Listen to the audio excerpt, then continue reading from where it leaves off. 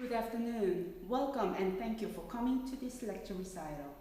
As today's topic titled The Folia, the Unity via Romantic Metamorphosis.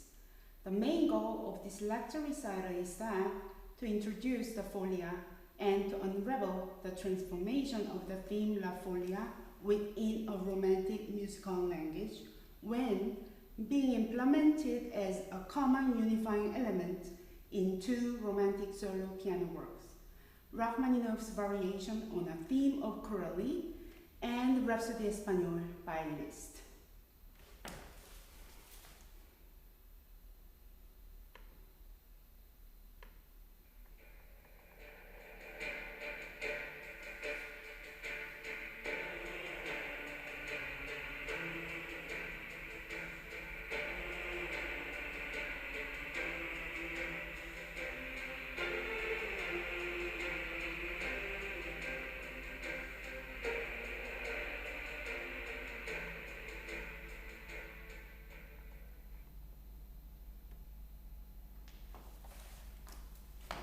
The music you just heard, probably familiar for many of you.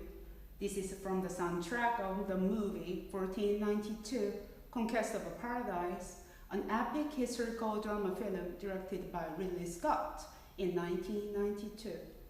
The specific framework or the tune used for this music called La Folia, as this film was released to celebrate the 500th anniversary of Columbus' voyage.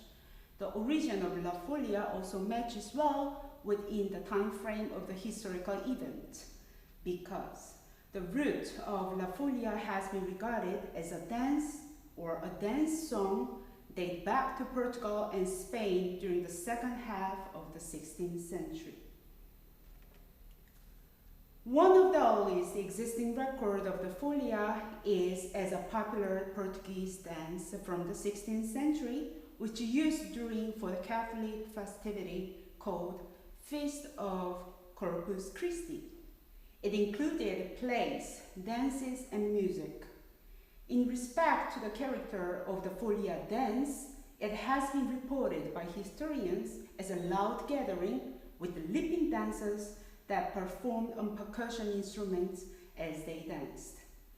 In the Tesoro de la Lengua Castellana o Española, one of the earliest evidences known so far, the author Sebastián de Covarrubias described the Folia dance as follows. The noise is so great and the sound so fast that they, the dancers, are seen to be out of their minds, and thus they gave to the dance the name of Folia, from the Tuscan tongue, namely folle, which means empty, mad, without a brain, that is, an empty head. Surprisingly, the Portuguese verb foliar keeps a close connection with Covarrubias' description even 5 centuries later, as it stands for to play or to have fun. The Folia also appears as a theater plays as well as literary works, including those of Miguel de Cervantes and Félix Lope de Vega. Within theatrical works, Folia texts appear in plays written by the Portuguese Gil Vicente and the Spanish Diego Sánchez de Badajoz. Sadly, historical archives show no record of the music that accompanied those theatrical works.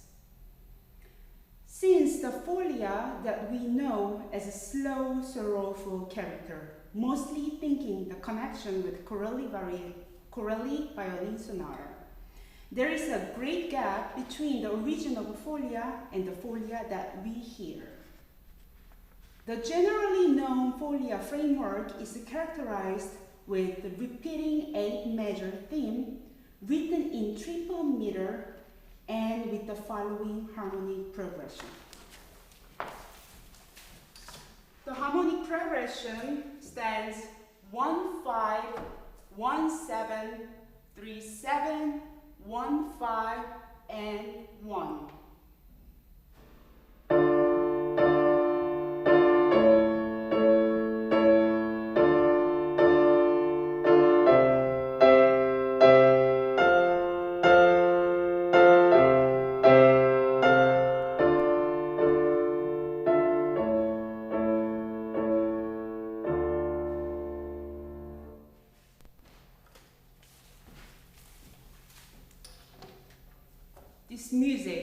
is from Jean-Baptiste Lully's Air de Voix, les Folies d'Espagne from 1672. It is the oldest work portraying the specific melodic and harmonic pattern that became known in the 20th century as the Folia framework, or the Folia theme. The problem is that many of the works written before Lully's Air de Voix, also titled with the Folia, because only until the late 17th century, when the melodic pattern was finally consolidated.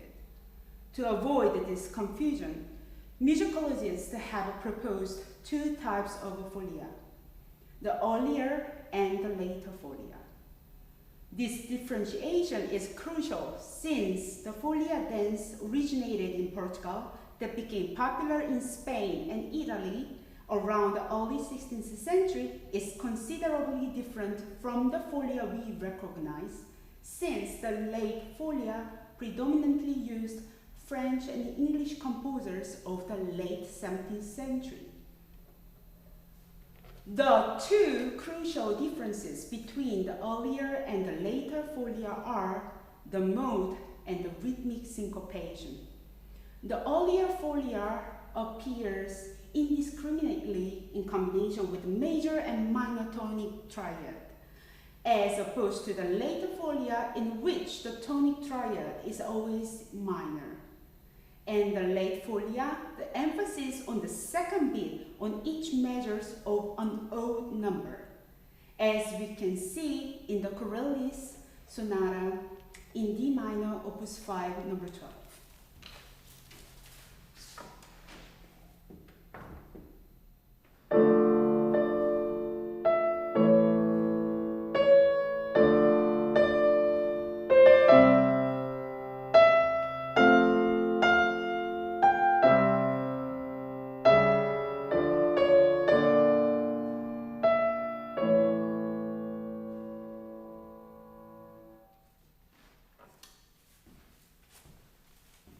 Finally, the later folia can be noticed when compared to the French sarabande. French sarabande, its origin in Spain and the American continent, shares several traits with the later folia. A tangible similarity can be observed in terms of speed and character. Both the French sarabande and the later folia are frequently performed in a slow tempo. Besides, composers often added words such as grave, majestic, or ceremonious to describe the dominating style of the sarabande. All of them could be associated with the spirit of the later folia. Moreover, typical rhythmic patterns present in the French sarabande have the same distinct structure, intervening in the later folia with a dotted quarter note followed by a quarter note, which is also known as the sarabande syncopation.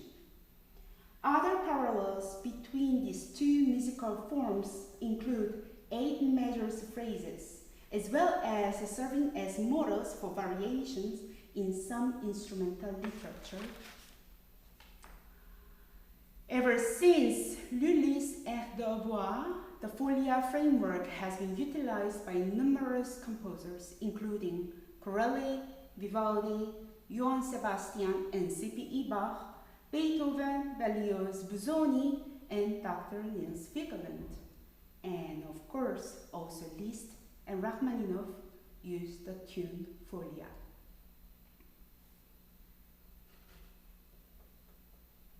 Here is a quote. I have no sympathy with any composer who produces works according to preconceived theories, or with the poseur who writes in a certain style because it is the fashion to do so. Great music has never been produced in that way, and I dare say it never will. Music should, in the final analysis, be the expression of the composer's complex personality. Time may change the technique of music, but it can never alter its mission. This bold testament was a part of an interview with Sergei Rachmaninoff for the Etude Music magazine in December of 1941. Originally from Russia, Sergei Rachmaninoff from 1873 to 1943. He was a versatile musician who successfully fulfilled roles as a pianist, composer, and conductor. Although more than half of his lifespan extends over the 20th century, Rachmaninoff was widely considered as a traditional composer who remained attached to the Romantic trail and distanced himself from his contemporary modernist peers. The Russian Revolution in 1917 is an important point for Rachmaninoff as composer. He and his family were forced to leave Russia, and in 1918, he officially immigrated to the United States. His reputation as a legendary pianist proliferated worldwide, perhaps derived in part from his exhausting concert schedule to support his family financially. In any case, his success as a virtuoso pianist was unparalleled since the time of Liszt. Rachmaninoff once mentioned that he gave at least 75 concerts during the winter of 1923. It's roughly 4 concerts per week, while he was on tour throughout the United States, Canada, and Cuba. This statement is important because the number of his compositions written after 1917 drastically dropped, and probably it could be the result of his active performing career instead of a consequence of disinterest or a decline in the quality of his composition. During the last 26 years of his life, Rachmaninoff composed 7 original works. From those, 4 were written for piano: the Piano Concerto No. 4, the Variation on a Theme of Corelli, Rhapsody on a Theme by Paganini, and the Symphonic Dances.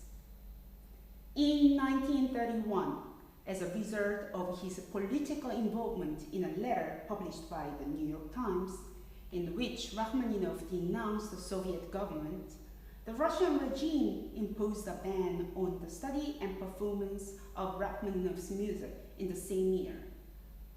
Following this disagreeable event of 1931, Rachmaninoff withdrew from his hectic concertizing schedule and spent the summer at Le Pavillon in Clairefontaine in Yvelines in France. Actually, the summer residence of the French president was also located in the same neighborhood at the time. The Variations on a Theme of Corelli is the only solo piano work written after his exile from Russia in 1917, and also the last piano solo work of Rachmaninoff. It was composed between May and June of 1931 during his stay at Le Pavillon. The title of this work, Variation on a Theme of Corelli, implies that Rachmaninoff attributed the Folia theme to Arcangelo Corelli, more specifically to his sonata, the violin sonata in D minor, opus 5, number 12.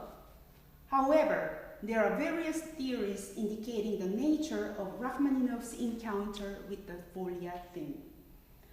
According to Barry Martin, Rachmaninoff had to be familiar with the Folia since he frequently performed the Rhapsodie espagnole of Liszt, referring to Rachmaninoff's recital programs since 1919.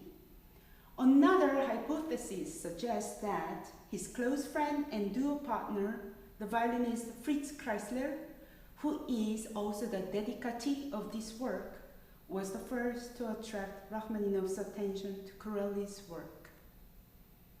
After the United States premiere of Corelli Variation at the Carnegie Hall in November of 1931, musicologist Joseph Yassa pointed out the actual origin of the theme in his review of the recital in the New York-based Russian daily newspaper called Novoye Luskoye Slovo.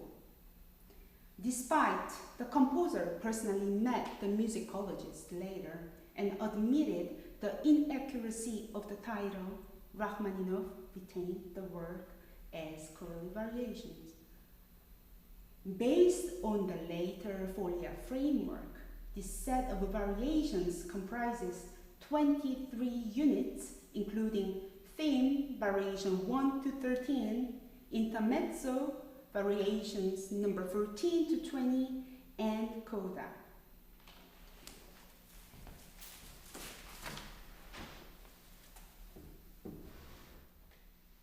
The variation on Theme of Corelli is an astonishing set of variations, comprises a wide variety of musical forms, including a minuet,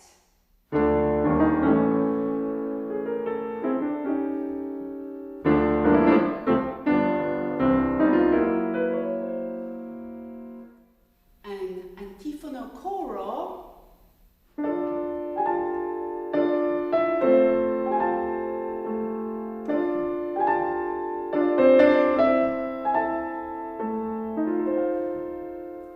or a toccata.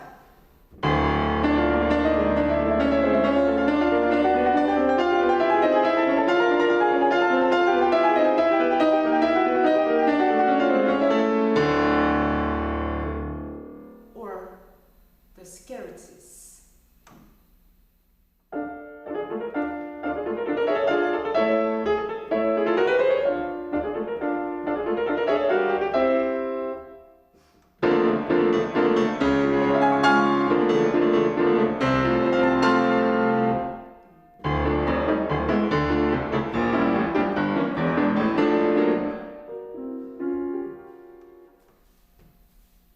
And a recitativo cadenza.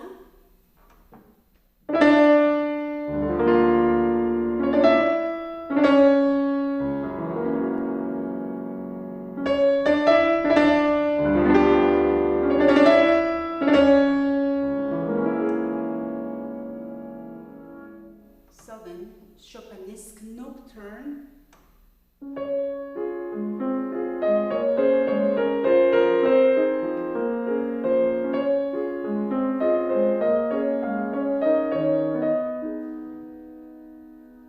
Lastly, a series of virtuosi etude.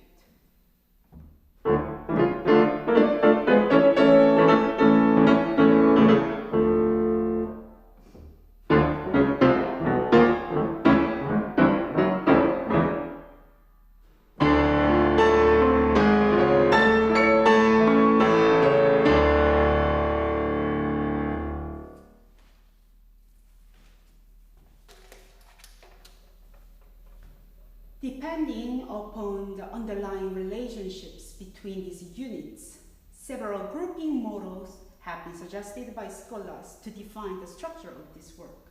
Such grouping models represent this piece as a double set of variations with an intermezzo and coda, or a loose sonata form with the 3 movements, or a multi-movement work with various homogeneous sections. In performance, the greatest challenge is that to create a coherent interpretive plan with fluid transitions that emphasize cohesiveness and unity along the multiple sections of the work. I approached this work with the multi-level learning strategy for this piece. Beginning from small portions of the work, the grouping models gradually expanding to include the larger sections in the set. This learning approach facilitated a comprehensive understanding of the work by progressively moving from micro to macro structural level. I designed a total of 3 grouping models for early, intermediate, and advanced learning stages of this work. Built upon the identification of the tempo and character connections between variations, I included grouping models of 11, 7, and 3 sections that contain the 23 units of the work. The process began by delimiting 11 sections based on the identification of tempo and character connections between variations.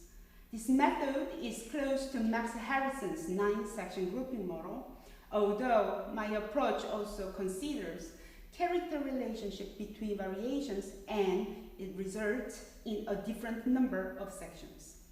I consider the theme, variation 8, and coda are considered independent sections, while the intermezzo is grouped along with the variation 14 and 15. Since I define these micro-sections based on not only tempo indications, but also musical features, the theme and variation 8 appear in separate sections to emphasize their significance in this piece. This subdivision favors the contrast with other micro-sections in which variations that are closer in tempo and mood are grouped together. Similarly, the intermezzo also plays a substantial role while its musical flow is continued through variation 14 and 15, which is the only D-flat major part in this work. The next stage of the process required to regroup the work into 7 larger sections by connecting microsections 1 to 3, 5 to 6, and 7 to 8. Nevertheless, this procedure needed to be supported with a coherent tempo scheme. With that purpose, I consider the sections with andante indications as a barometer of tempo correlations. The andante indication appears on the theme, variation 4, 14, 15 as Liszt's tempo of 14, and the coda.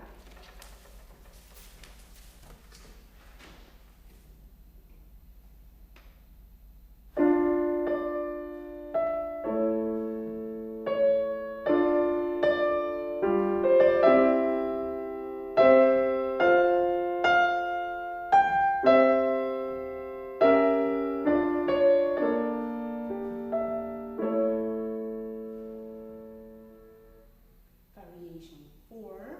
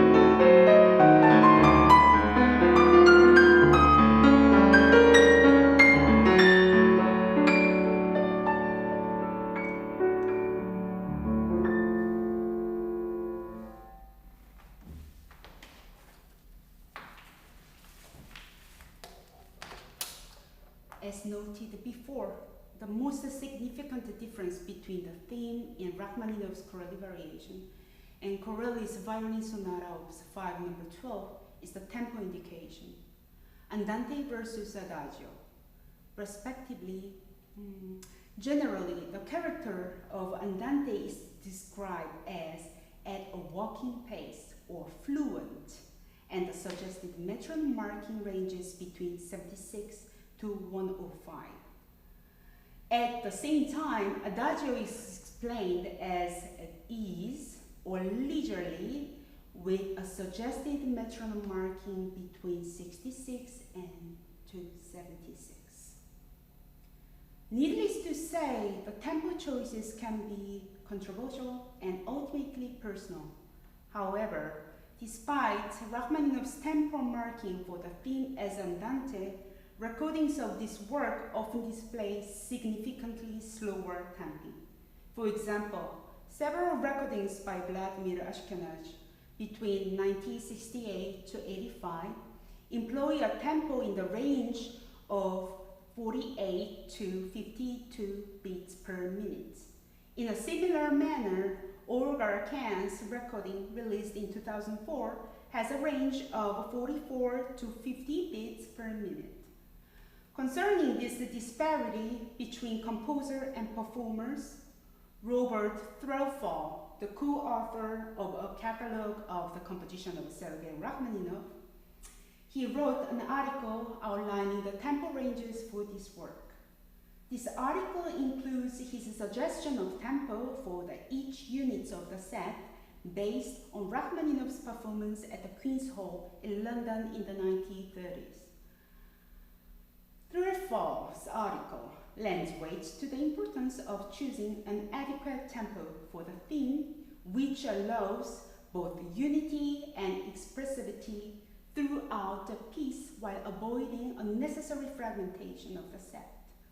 The table that presents Robert Threlfall's tempo suggestion based on Rachmaninoff's own performance is located on the document page 38 and 39.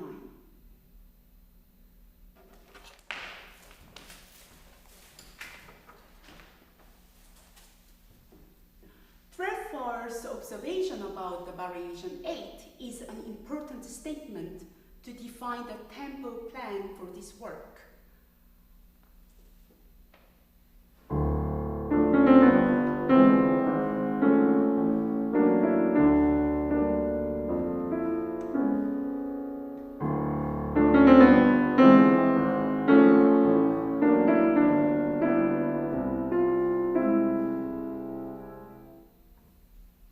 Variation 8, the difference between the original manuscript and the published score shows a considerable gap about the tempo indication of this variation. The manuscript shows andante, whereas the published score indicates adagio misterioso. This alteration was likely the consequence of Rachmaninoff's search for a contrast between the slower pieces in the set. If Rachmaninoff did not wish to differentiate the more deliberate and mysterious mood in the variation 8 from the andante tempo of the theme, there would not have been such modification. Therefore, the theme variation 4, 14, 15, and the coda ideally must be played at a walking pace with the metronome range between 72 to 76.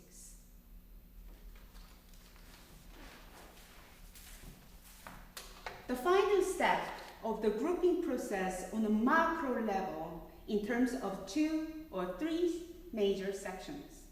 As a division point, the intermezzo provides the bipartite sense of the work. From this perspective, the set can be sectionalized into 3 parts by using the support of andante points, as mentioned before in the intermediate grouping process.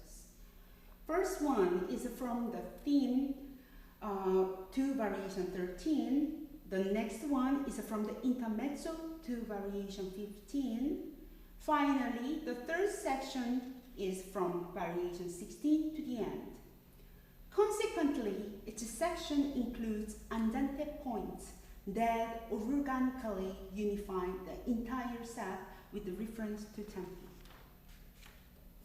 To conclude, the variations on the theme of Corelli is a fascinating repertoire piece and one of the most memorable works among Rachmaninoff's entire compositional output. In this work, Rachmaninoff chose a tune far distant from the Romantic era, which enabled him to unleash his unique artistic personality and transform it into a colossal masterpiece.